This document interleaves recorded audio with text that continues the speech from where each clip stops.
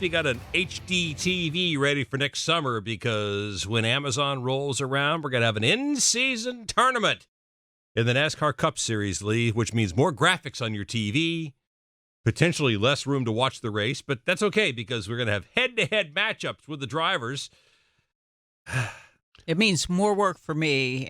Well, that's what then enough is said. Reid, your thoughts. Well, we're going to have to get a 90-inch TV, that's all.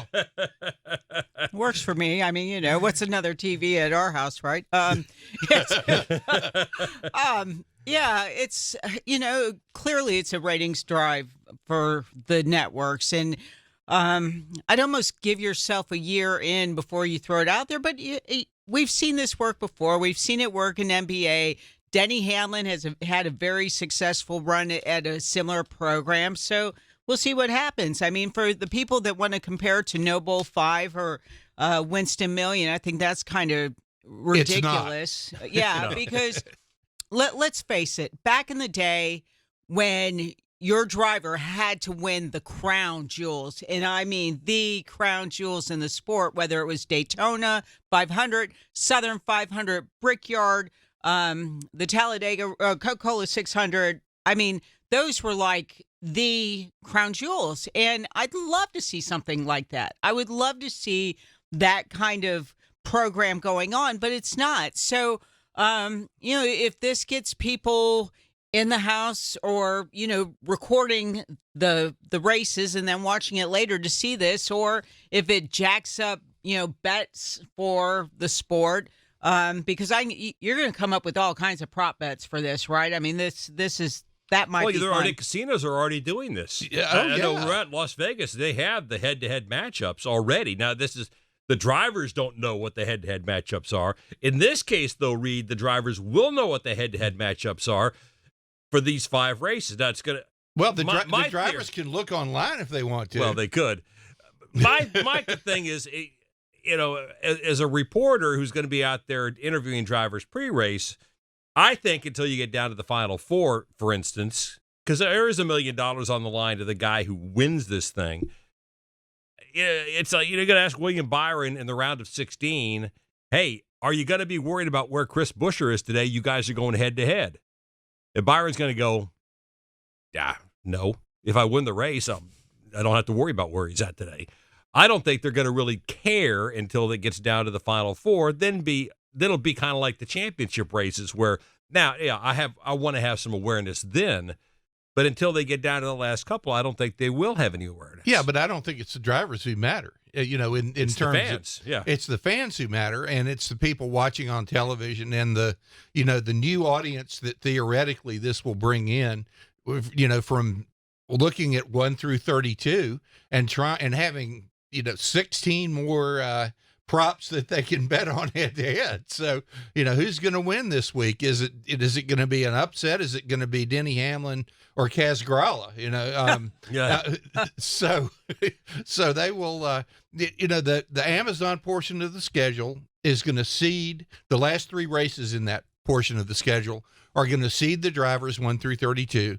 And then they're going head to head, 1 versus 32, 2 versus 31, et cetera. But it's as part of a regular race. As part of a regular race, just like a bracket. And, I guess we have to give Denny Hamlin credit for another innovation because he's been doing this. And according to what I heard Dale Earnhardt Jr. say on air today, that he had 200,000 participants in his own bracketology. So, what can we expect from television? Yeah. Well, and you think about March Madness and how much fun it is to do that type of bracket. I mean, and we do, and it's a good time. So, maybe you look at it like that. I know when Dash for Cash, in the Xfinity Series comes along, I mean, it's not to the level or the extent, but the other thing that makes that cool is when an Anthony Alfredo, perhaps gets the opportunity to do that, or a Kyle Sieg, when these drivers are involved, that's almost like Cinderella finding the glass slipper, right? I mean, but it's for some reason, I don't think that we're going to be talking about Rick Ware Racing and I don't know. Well, no, I agree with that. I think going through 5 rounds, the cream will rise to the top. And even though there will certainly be upsets by people who get knocked out of a race early, like Ryan Blaney at Darlington, for instance, I mean, that would be a loser in his bracket. But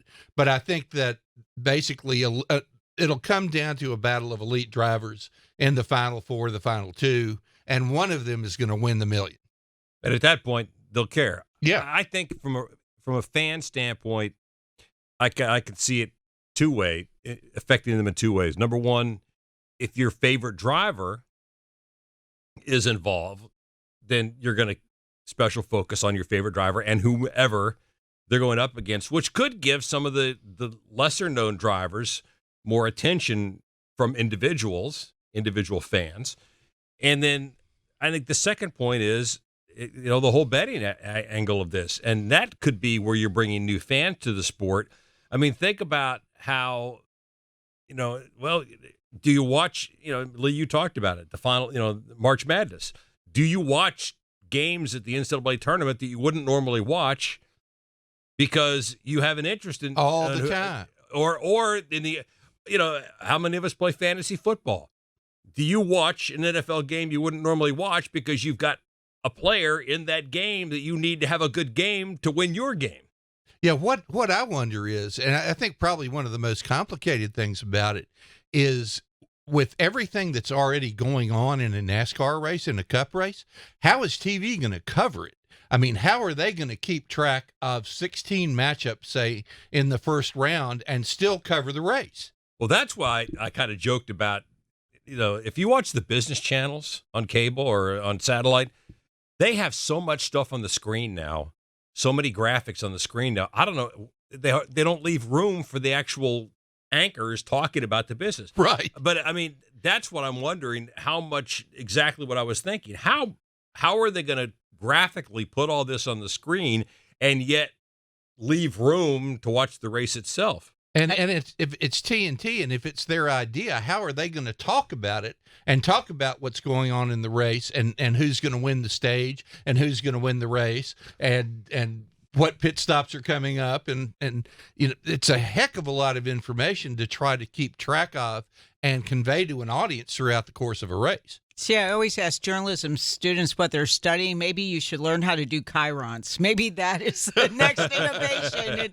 in broadcasting. I mean, that's the thing. I mean, you talk about it, Leah, that I just don't. I mean, I'm sure they've already got it figured out, or they've got a pretty good idea what they're going to do or how they're going to handle it. But that's the biggest concern I have is, and maybe it's not the current NASCAR fan we're looking to attract, that we're looking to satisfy.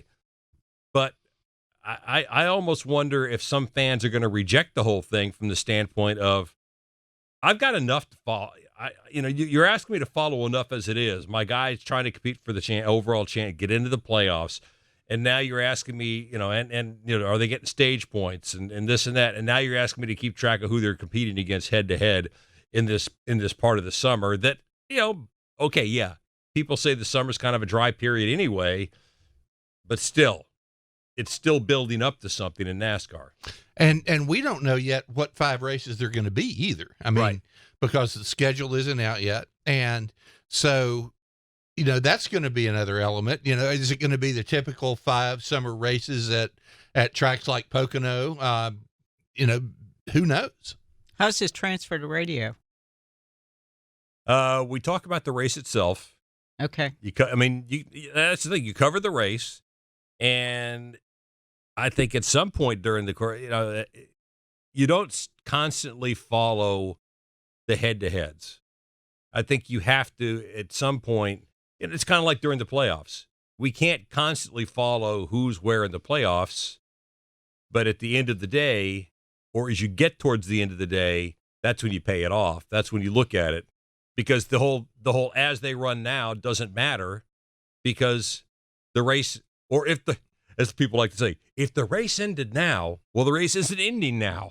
If the championship started today, yeah, the playoffs. And the other thing there is that it's this 5 race deal is going to be occurring as we're getting closer and closer to the end of the regular season, I think it's going to be races 18 through 22. Is that?